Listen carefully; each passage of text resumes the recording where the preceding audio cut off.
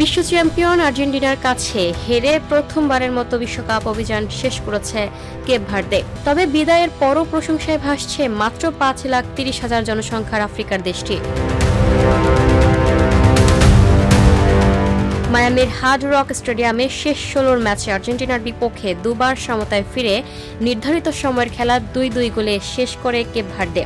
পরে অতিরিক্ত সময় আরও একটি গোল হজম করে 3-2 ব্যবধানে হেরে বিদায় নেয় ব্লু শার্করা। ম্যাচ শেষে কেপ ভার্দের প্রধান কোচ পেদ্রো লেইতাও ব্রিতো বলেন, তিনি দল এবং কোচিং স্টাফকে নিয়ে ভীষণ গর্বিত। বিশ্ব চ্যাম্পিয়নদের বিপক্ষে লড়াই করে দুবার সমতায় ফেরা এবং ম্যাচকে অতিরিক্ত সময় নেওয়াকে দেশের জন্য বড় অর্জন বলে উল্লেখ করেন তিনি। ব্রিতো জানান, সেট পিস থেকে আর্জেন্টিনার 3 গোলের মধ্যে 2টি এসেছে, যা তাদের জন্য বড় ধাক্কা ছিল। তবুও খেলোয়াড়দের পারফরম্যান্সে সন্তুষ্ট তিনি। তার ভাষায় বিশ্বকাপে কেপ ভার্দে মর্যাদা, সাহস এবং নিজেদের ফুটবল পরিচয় বিশ্ববাসীর সামনে তুলে ধরতে পেরেছে। নিজেদের প্রথম বিশ্বকাপে দারুণ চমক দেখায় কেপ ভার্দে।